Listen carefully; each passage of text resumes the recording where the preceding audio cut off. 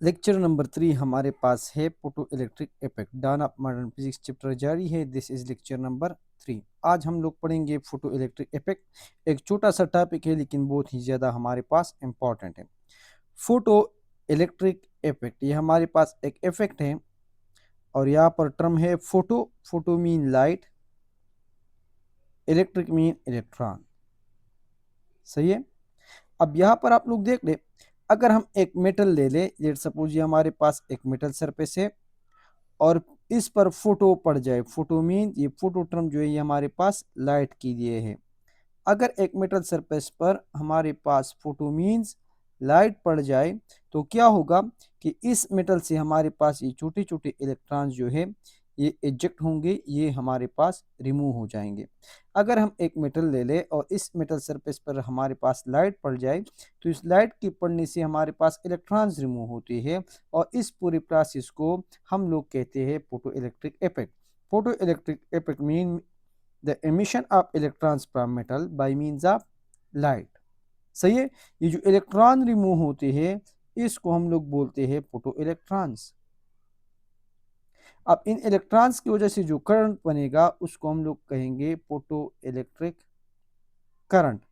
और ये जो प्रोसेस है इस प्रोसेस को हम लोग कहते हैं फोटो इलेक्ट्रिक इफेक्ट।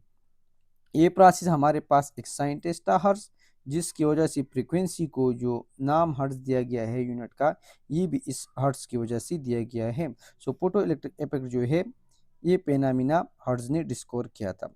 अब यहाँ पर ये जो इंसिडेंट लाइट है, अगर ये हमारे पास इसकी इंटेंसिटी इंक्रीज होगी, इसकी इंटेंसिटी जब इंक्रीज होगी तो इंटेंसिटी मीन्स कि नंबर ऑफ फोटॉन ज़्यादा होंगे।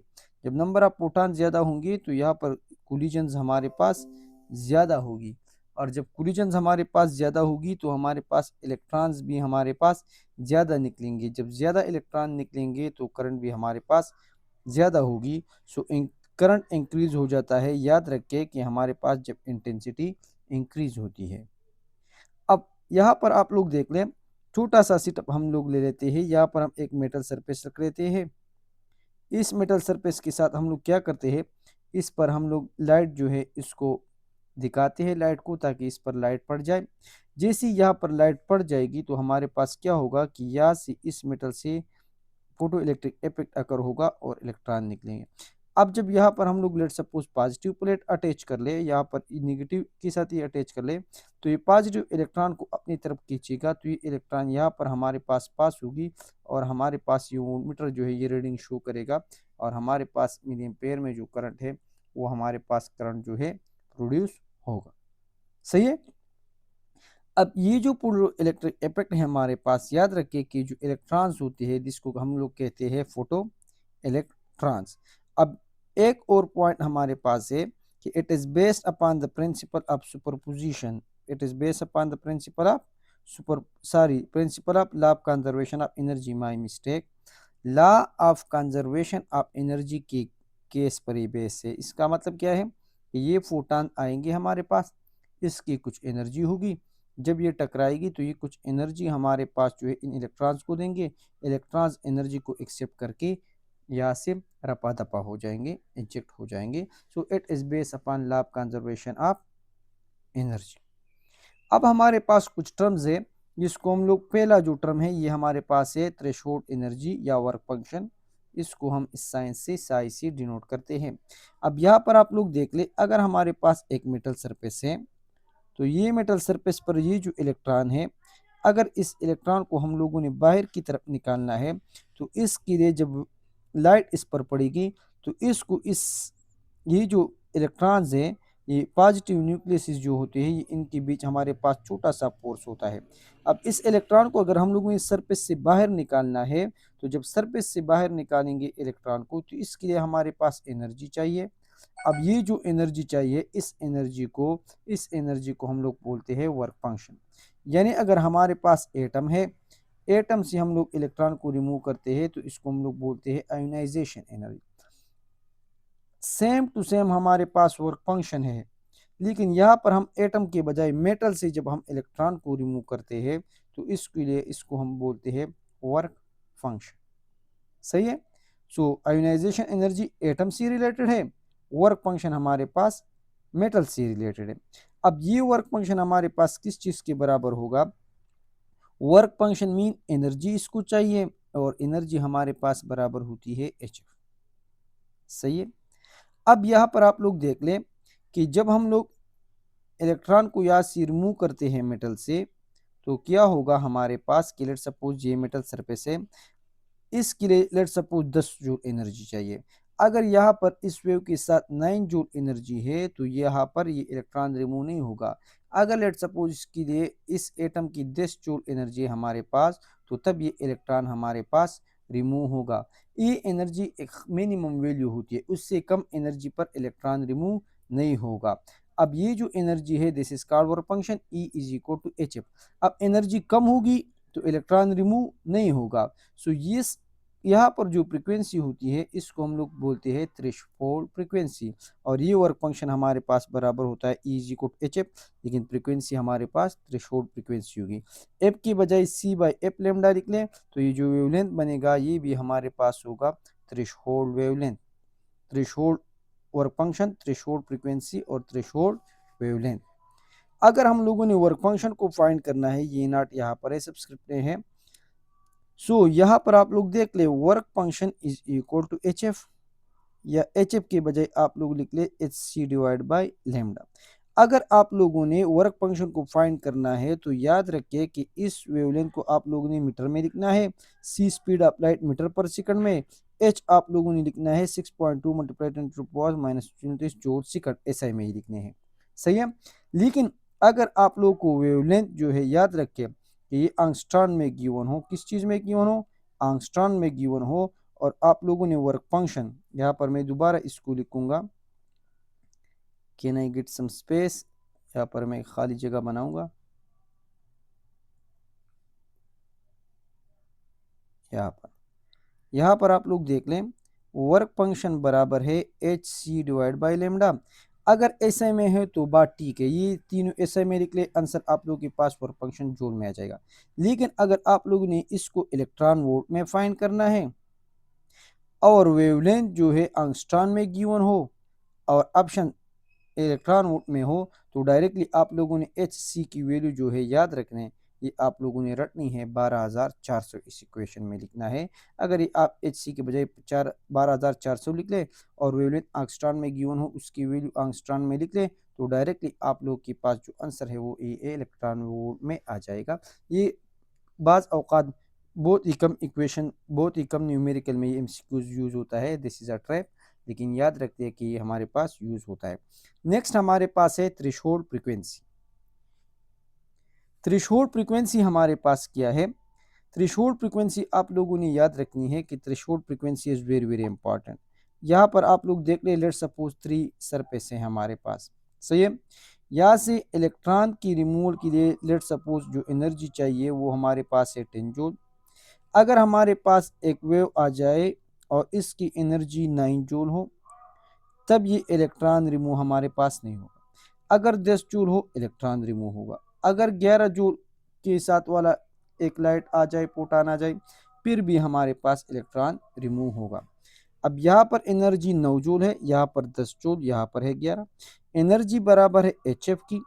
अगर यहाँ पर एनर्जी ज़्यादा हो रही है, 10 से 11 हो गई, इसका मतलब है कि एनर्जी की ज़्यादा का मतलब है कि फ्रीक्वेंसी भी हमारे पास क्या हो गई है?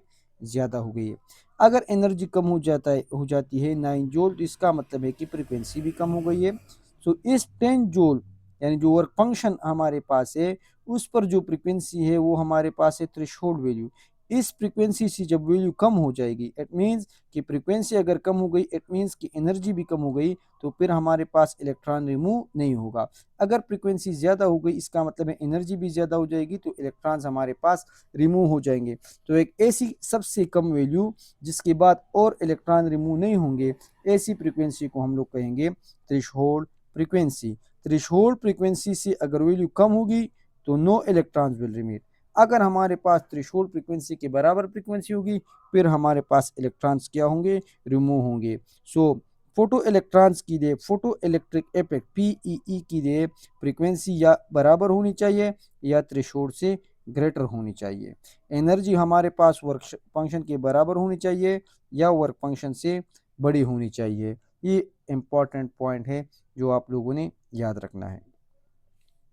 अब यहाँ पर आप लोग देख ले थ्रेशोल्ड वेवलेंथ, इसमें एक कॉन्सेप्चुअल एमसीक्यूज बनता है। यहाँ पर जब थ्रेशोल्ड हम टर्म यूज करते हैं तो ये हम मिनिमम के लिए यूज करते हैं। यहाँ पर हमारे पास 3 इलेक्ट्रॉन पड़े हैं। अब लेट सपोज हमारे पास जो इलेक्ट्रॉन रिमूव है अगेन सेम, इसके लिए 10 जूल एनर्जी चाहिए। यहाँ पर एनर्जी 9 जूल है, यहाँ पर एनर्जी लेट सपोज 11 जूल है। तो 9 जूल एनर्जी कम है, इलेक्ट्रॉन रिमूव नहीं होगा। 10 जूल एनर्जी बराबर है तो हमारे पास सीधा इलेक्ट्रॉन रिमूव होगा। 11 जूल एनर्जी हमारे पास ज़्यादा है तो इलेक्ट्रॉन रिमूव होगा और एक ख़ास एनर्जी की वजह से हमारे पास काइनेटिक एनर्जी के साथ चला जाएगा।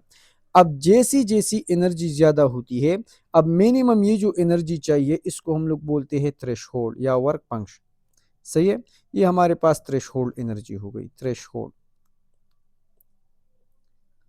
अब जब थ्रेशोल्ड से एनर्जी ज़्यादा होगी तो हमारे पास या इक्वल होगी या बराबर होगी तो हमारे पास इलेक्ट्रॉन रिमूव होगा। अब जैसी एनर्जी ज़्यादा होती है फ्रीक्वेंसी भी ज़्यादा होती है, आगे बढ़ते जाइए, एनर्जी ज़्यादा हो रही है, फ्रीक्वेंसी ज़्यादा हो रही। अब जब हमारे पास एनर्जी 10 से 11 हो गई, इसका मतलब ये है कि फ्रीक्वेंसी भी हमारे पास इंक्रीज हो गई। सो जैसी फ्रीक्वेंसी इंक्रीज होती है इलेक्ट्रॉन रिमूव होता है, लेकिन फ्रीक्वेंसी हमारे पास थ्रेशोल्ड से ज़्यादा होनी चाहिए। अगर ये जो फ्रीक्वेंसी है ये थ्रेशोल्ड से कम है, ये एफ हमारे पास एफ डैश से कम है, तो यहाँ पर फिर इलेक्ट्रॉन रिमूव नहीं होगा। अब जबकि एनर्जी 10 से 11 हो गई, फ्रीक्वेंसी तो इंक्रीज हो गई, लेकिन वेवलेंथ हमारे पास क्या होगा, कम। लाइक फॉर एग्जाम्पल यहाँ पर वेवलेंथ 100 है तो यहाँ पर वेवलेंथ हमारे पास 90 होगा, यहाँ पर वेवलेंथ हमारे पास 110 होगा। तो यहाँ पर आप लोग देख लें कि जैसी जैसी एनर्जी 10 से 11 हो गई, एनर्जी ज़्यादा हो जाती है तो energy is inversely proportional to wavelength. अगर 10 से हम एनर्जी को 11 करते हैं तो यहाँ पर वेवलेंथ 100 से कम होगा। तो जैसी एनर्जी ज़्यादा होती है वेवलेंथ कम होता है। तो थ्रेशोल्ड, ये जो वेवलेंथ है इसको हम बोलते हैं थ्रेशोल्ड। अगर थ्रेशोल्ड से वेवलेंथ जो है कम हो जाए, थ्रेशोल्ड ज़्यादा हो, गिवन वेवलेंथ कम है, तो इसका मतलब है एनर्जी ज़्यादा, इलेक्ट्रॉन रिमूव होगा। सो अगर थ्रेशोल्ड की वैल्यू से वेवलेंथ कम है तो इलेक्ट्रॉन रिमूव होगा। अगर थ्रेशोल्ड से हमारे पास वेवलेंथ ज़्यादा है तो फिर इलेक्ट्रॉन रिमूव नहीं होगा। सो इलेक्ट्रॉन की रिमूवल की लिए शर्त हमारे पास ये है कि वेवलेंथ हमारे पास थ्रेशोल्ड से क्या हो, थ्रेशोल्ड से हमारे पास वेवलेंथ कम हो या इक्वल हो। याद रखें कि उलट है, एनर्जी और फंक्शन इक्वल की या बराबर होनी चाहिए, फ्रीक्वेंसी थ्रेशोल्ड की इक्वल या बराबर होनी चाहिए, ग्रेटर या इक्वल होनी चाहिए, जबकि वेवलेंथ हमारे पास कम या इक्वल होनी चाहिए अप टू थ्रेशोल्ड। ये इंपॉर्टेंट पॉइंट है। जब थ्रेशोल्ड से वेवलेंथ ज़्यादा होगा इलेक्ट्रॉन रिमूव नहीं होगा, थ्रेशोल्ड से फ्रीक्वेंसी कम होगी इलेक्ट्रॉन रिमूव नहीं होगा, और फंक्शन से एनर्जी कम होगी इलेक्ट्रॉन रिमूव नहीं होगा। नेक्स्ट हमारे पास है kinetic energy of photo electron. अब ये हमारे पास मेटल सरफेस है, यहाँ पर एक इलेक्ट्रॉन पड़ा है। अब लेट सपोज 10 जूल एनर्जी का एक फोटॉन आ गया, 10 जूल एनर्जी। अब ये इलेक्ट्रॉन इस सरफेस से निकलेगा, इसके लिए कुछ एनर्जी चाहिए। उस एनर्जी को हम लोग वर्क फंक्शन बोलेंगे। लेट सपोज 1 जूल है तो इलेक्ट्रॉन हमारे पास सरफेस पर आएगा और फिर इस तरह मूव करेगा। जब मूव करेगा तो इसकी एनर्जी कितनी होगी, 9 जूल।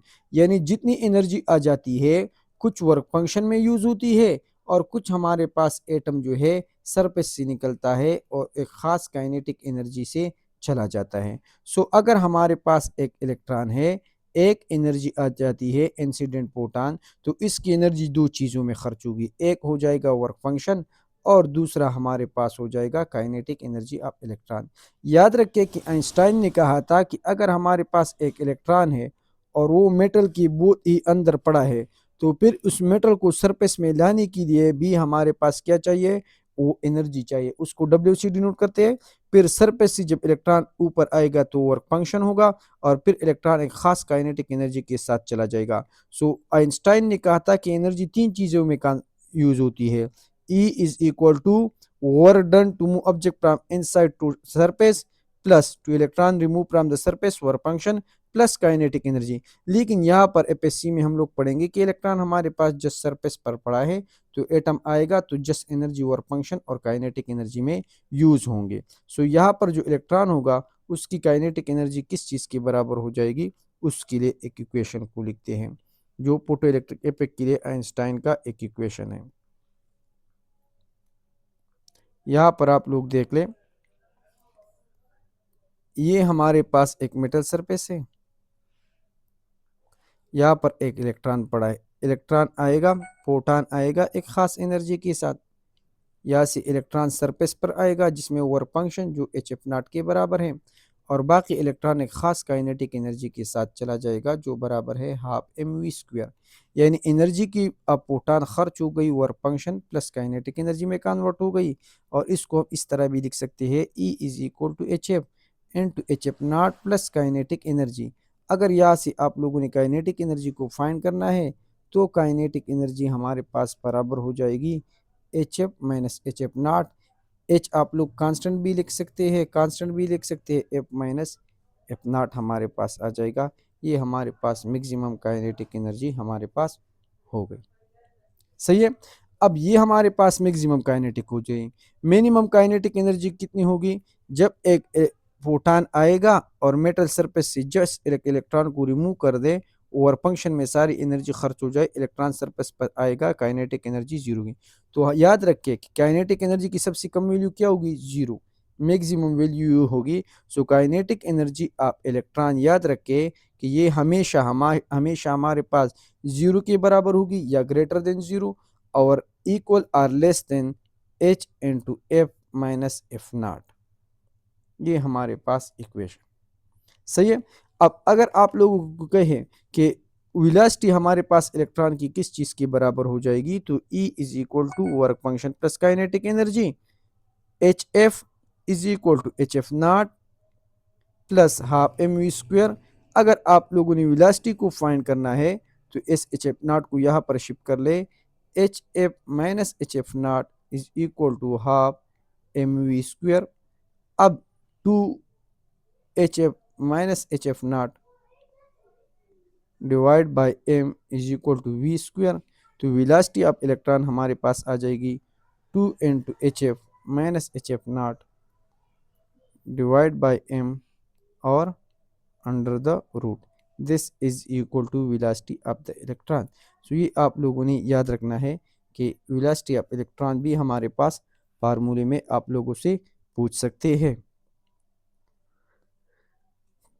अब यहाँ पर आप लोग देख ले, ये जो ऊपर की बात है यहाँ पर दोबारा है। लेट सपोज ये मेटल सरफेस है, अगर एक प्रोटॉन आ जाए और उसकी एनर्जी जस्ट वर्क फंक्शन के बराबर हुई, एच एफ नॉट हमारे पास क्या है?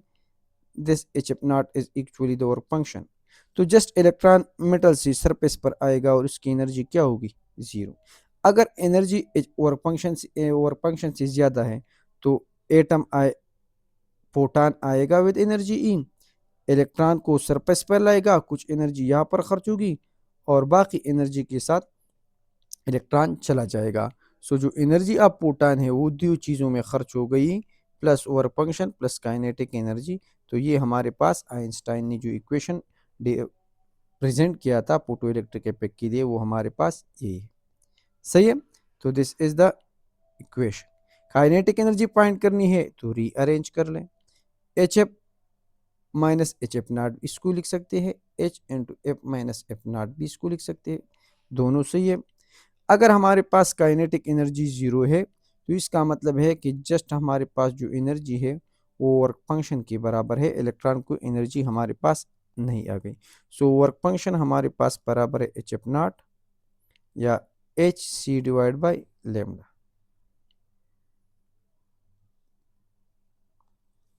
अब इंटेंसिटी और फ्रीक्वेंसी ऑफ लाइट को हम डिस्कस करते हैं।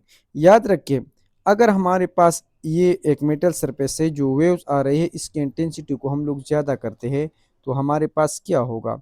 याद रखिए कि जब हम इंटेंसिटी ऑफ लाइट को इंक्रीज करते हैं और फ्रीक्वेंसी को सेम करते हैं तो करंट हमारे पास इंक्रीज होगा। अब इसका मतलब हमारे पास क्या है कि अगर इंटेंसिटी इंक्रीज होती है, इंटेंसिटी मीन्स कि नंबर ऑफ प्रोटॉन्स इंक्रीज हो रहे हैं। अब जब नंबर ऑफ प्रोटॉन्स इंक्रीज हो रही है तो मोर इलेक्ट्रॉन्स हमारे पास रिमूव होंगे, और जब इलेक्ट्रॉन्स ज़्यादा रिमूव होंगे तो करंट हमारे पास जो है वो भी ज़्यादा बनेगा, करंट हमारे पास इंक्रीज होगा। सही है।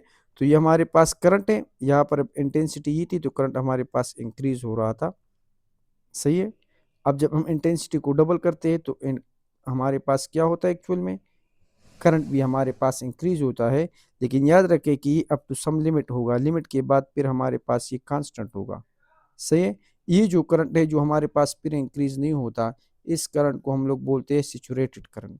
और जब हम पोटेंशियल को उल्टा करते हैं तो फिर हमारे पास करंट डिक्रीज होता है और एंड में जीरो हो जाता है। इस वोल्टेज को हम लोग बोलते हैं स्टॉपिंग पोटेंशियल। स्टॉपिंग पोटेंशियल हमारे पास क्या है उसको थोड़ा सा टच दे देते हैं।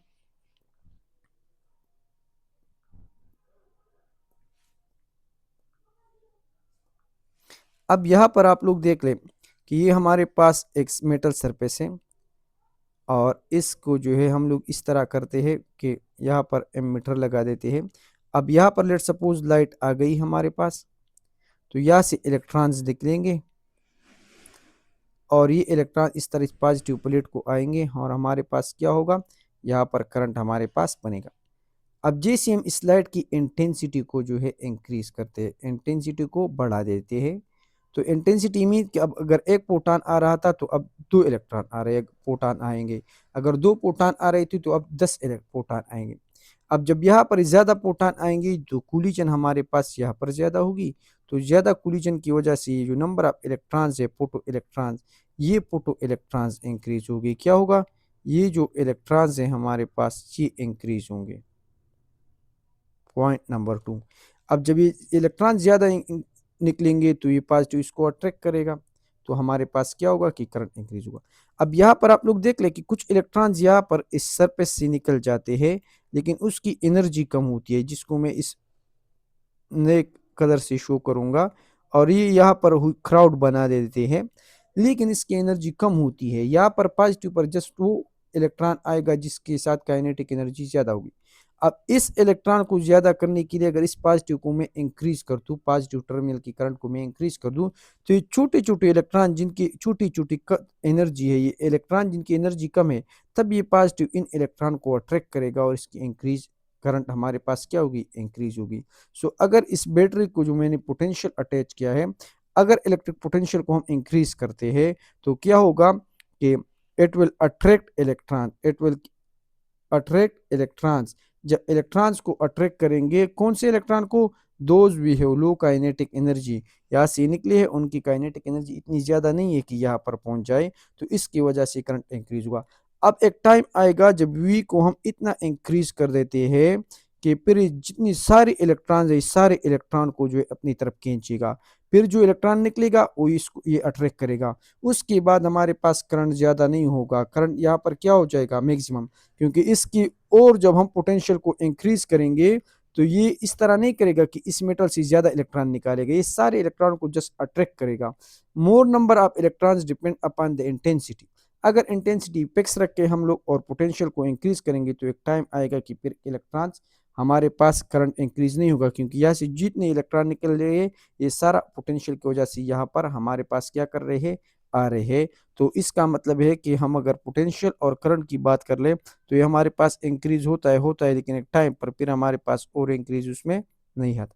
अगर हम इसको उल्टा कर देते हैं, इसको हम लोग निगेटिव कर ले और इसको हम लोग पॉजिटिव कर ले, तो फिर हमारे पास किस तरह का सिनेरियो होगा। अगर ये जो टर्मिनल है इसको निगेटिव कर ले तो अब हमारे पास मसला हमारे पास ये आएगा, जब हमारे पास ये जो करंट बन रहा है, अब यहाँ पर जो इलेक्ट्रॉन है वो इलेक्ट्रॉन निकलेंगे इस डायरेक्शन में आएंगे, लेकिन ये निगेटिव है, ये निगेटिव इसको रिपेल करेगा। तो जिस इलेक्ट्रॉन की काइनेटिक एनर्जी ज़्यादा होगी, मोर काइनेटिक एनर्जी, वो यहाँ पर आएगा और करंट प्रोड्यूस करेगा। अब इसको जब हम इंक्रीज करते हैं नेगेटिव पोटेंशियल को, तो ये फोर्स ज़्यादा हो जाएगा। अब और ज़्यादा इलेक्ट्रॉन यहाँ पर नहीं आएंगे, बहुत बहुत कम इलेक्ट्रॉन आएंगे।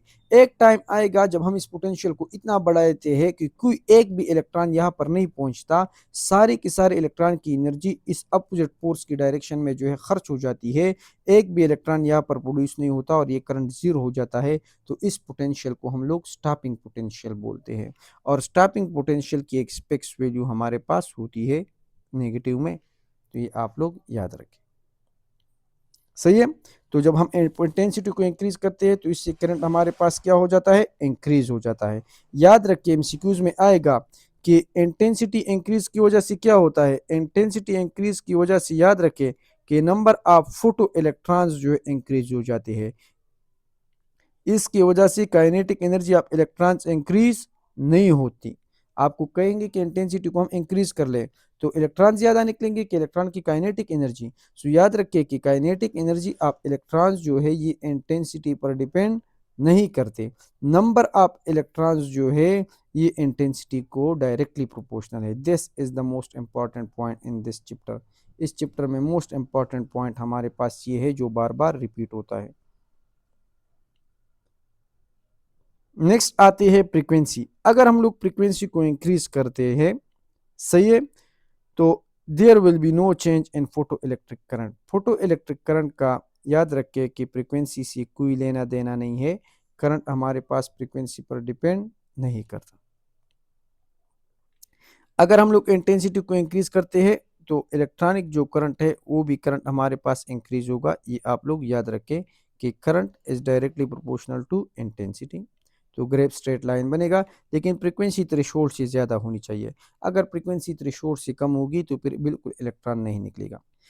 यहाँ पर देख ले, फ्रीक्वेंसी को हम ज़्यादा करेंगे, करंट कम ज़्यादा करेंगे तो हमारे पास ग्राफ किस तरह आएगा? ग्राफ हमारे पास हॉरिजॉन्टल लाइन आएगा, बिकॉज करंट और फ्रीक्वेंसी का एक दूसरे से कोई लेना देना नहीं। अब यहाँ पर आप लोग देख ले, फ्रीक्वेंसी को जब हम इंक्रीज करते हैं तो स्टॉपिंग पोटेंशियल भी इंक्रीज होता है, ये आप लोग नोट कर लें। इसके अलावा फ्रीक्वेंसी और electron kinetic energy of the ejected electrons ये इंटेंसिटी पर डिपेंड नहीं करते। तो ये किस चीज़ पर डिपेंड करते हैं? ये kinetic energy of electron depends upon the frequency. Frequency पर किस तरह डिपेंड करते हैं? ये मेटल सरफेस है, फोटान आ गया, उसकी इनर फ्रीक्वेंसी ज़्यादा है। फ्रीक्वेंसी ज़्यादा होगी मतलब एनर्जी ज़्यादा होगी। क्या ज़्यादा होगी? एनर्जी ज़्यादा है तो यहाँ पर इलेक्ट्रॉन निकलेगा, थोड़ी सी एनर्जी और फंक्शन में खर्च होगी, बाकी एनर्जी हमारे पास काइनेटिक एनर्जी में अपीयर होगी। यहाँ पर ये फ्रीक्वेंसी ज़्यादा होगी, ये एनर्जी ज़्यादा होगी, तो काइनेटिक एनर्जी को जो है, इलेक्ट्रॉन को जो है काइनेटिक एनर्जी ज़्यादा मिलेगी। सो kinetic energy depends upon the frequency, while the intensity जो हमारे पास है वो करंट इंटेंसिटी पर डिपेंड करता है, और काइनेटिक एनर्जी हमारे पास फ्रीक्वेंसी पर डिपेंड करती है। इन दोनों में आप लोगों ने गलत नहीं होना, सही है। Brighter light causes increase in current. Brighter light mean जिस तरह ब्राइट लाइट हो, ब्राइटर लाइट मीन कि उसकी इंटेंसिटी हाई है, तो इसकी वजह से करंट हमारे पास हाई होगा, क्योंकि रीजन ये है कि ज़्यादा इलेक्ट्रॉन निकलेंगे। मैक्सिमम काइनेटिक एनर्जी हमारे पास इंटेंसिटी पर डिपेंड नहीं करते। एमसीक्यूज में आएगा कि maximum kinetic energy is independent of dash, so it is independent of intensity. Maximum kinetic energy अगर इंडिपेंडेंट है तो ये किस चीज पर डिपेंड करती है? It depends upon the frequency. अगर एक इलेक्ट्रॉन पर एनर्जी पड़ती है मेटल सरफेस पर, तो यहाँ पर इलेक्ट्रॉन की निकलने में जो इतना टाइम लेता है वो हमारे पास है 10⁻⁹ सेकंड। अब यहाँ पर कुछ ट्रिक्स है जो आप लोगों ने याद रखने हैं एमसीक्यूज के लिए। एमसीक्यूज के लिए बहुत ज़्यादा इंपॉर्टेंट है, ये आप लोगों ने याद रखना है, सही है। अगर यहाँ पर देख ले, intensity versus energy, doubling the intensity doubles the kinetic energy of photo electron. अगर हम लोग इंटेंसिटी को डबल करते हैं तो kinetic energy of photo electron double होंगी। याद रखिए कि इंटेंसिटी हमारे पास रिलेटेड है किस चीज से? It is directly proportional to number of proton. Kinetic energy हमारे पास किस चीज पर डिपेंड करती है? फ्रीक्वेंसी पर। सो काइनेटिक एनर्जी हमारे पास क्या होगी? सेम होगी, लेकिन करंट हमारे पास डबल होगा। याद रखें कि इंटेंसिटी को जब हम डबल करेंगे तो काइनेटिक एनर्जी हमारे पास डबल होगी नहीं। दिस इज रॉन्ग, ये टोटली गलत है। ये आप लोगों ने याद रखना है कि इंटेंसिटी जस्ट प्रोटॉन्स नंबर्स को इफेक्ट करती है और फ्रीक्वेंसी हमारे पास काइनेटिक एनर्जी को इफेक्ट करती है, सही है।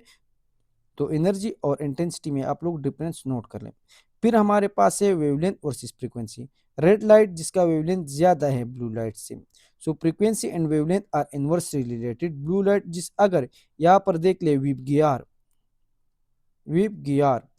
ये वायलेट के साथ लिख ले अल्ट्रावायलेट, रेड के बाद है इंफ्रारेड। इंफ्रारेड की एनर्जी हमारे पास क्या होती है? एनर्जी हमारे पास लेफ्ट से राइट में डिक्रीज होती है। एनर्जी कम होगी तो फ्रीक्वेंसी भी कम होगी और वेवलेंथ हमारे पास ज्यादा होगा। ये तीन चीजें आप लोग नोट कर लें। अब स्टॉपिंग पोटेंशियल याद रखें कि ये हमारे पास इंटेंसिटी ऑफ लाइट पर डिपेंड करती है कि नहीं करती। ये इंपॉर्टेंट पॉइंट है। तो ट्रुथ हमारे पास क्या है, stopping potential depends upon only on the frequency. यहाँ पर अभी हम लोगों ने बात की थी कि स्टॉपिंग पोटेंशियल हमारे पास सिर्फ और सिर्फ फ्रीक्वेंसी पर डिपेंड करती है। स्टॉपिंग पोटेंशियल हमारे पास किस चीज पर डिपेंड करती है, फ्रीक्वेंसी और स्टॉपिंग पोटेंशियल। अब यहाँ पर ये मेटल सरफेस है, इसकी फ्रीक्वेंसी ज्यादा है तो एनर्जी हमारे पास ज्यादा होगी। इलेक्ट्रॉन्स जो निकलेंगे यहाँ से, तो इलेक्ट्रॉन्स की काइनेटिक एनर्जी क्या होगी, वो ज्यादा होगी। अब एक मेटल सरफेस से इलेक्ट्रॉन निकल रहा है ज्यादा काइनेटिक एनर्जी की वजह से, तो अपोजिट साइड पर जो मैं नेगेटिव पोटेंशियल अप्लाई करूंगा वो भी मुझे ज्यादा अप्लाई करना है, क्योंकि यहाँ पर काइनेटिक एनर्जी ज्यादा है और इस इलेक्ट्रॉन को मैंने पीछे की तरफ धकेलना है ताकि यहाँ पर ना पहुंचे। तो जितनी फ्रिक्वेंसी ज्यादा होगी उतनी इंटेंसिटी हमारे पास जो है स्टॉपिंग पोटेंशियल भी ज्यादा होगा। सही है।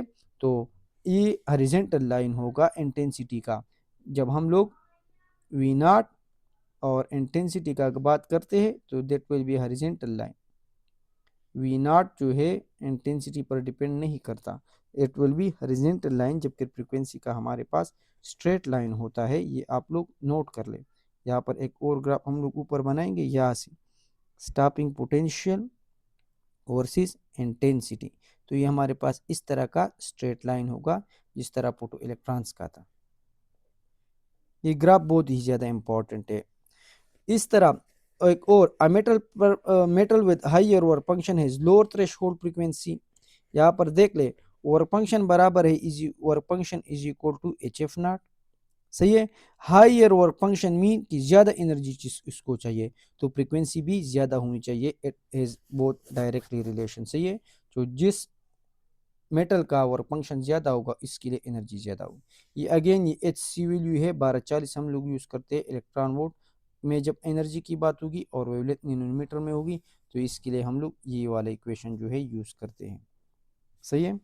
और kinetic energy is equal to ये इस तरह का इक्वेशन है। जब इलेक्ट्रॉन आता है कुछ एनर्जी वर्क फंक्शन में खर्च होती है, कुछ काइनेटिक एनर्जी में।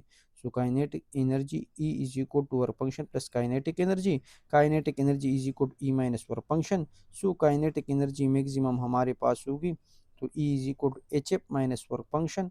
तो अगर आप लोग ये पर work function minus H f, यहाँ पर आप लोग देख ले एच एफ की बजाय अगर आप लोग लिख ले h c divide by lambda minus work function.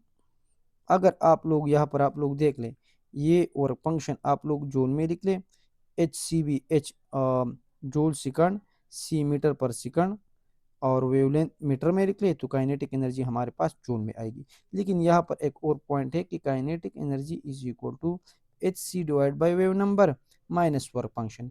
अगर ये वर्क फंक्शन आप लोग को इलेक्ट्रॉन वोल्ट में गिवन हो इसकी वैल्यू, और काइनेटिक एनर्जी आप लोगों ने इलेक्ट्रॉन वोल्ट में फाइंड करनी है, और वेवलेंथ हमारे पास नैनोमीटर में हो, तो फिर एच सी की वैल्यू आप लोगों ने डायरेक्टली 1240 लिखनी है। 1240 wavelength in nanometer minus work function in electron volt, तो आंसर भी आप लोगों का डायरेक्टली इलेक्ट्रॉन वोल्ट में आएगा। सही है। इस एमसीक्यूज को अगले स्टेप में इंशाल्लाह डिस्कस करेंगे।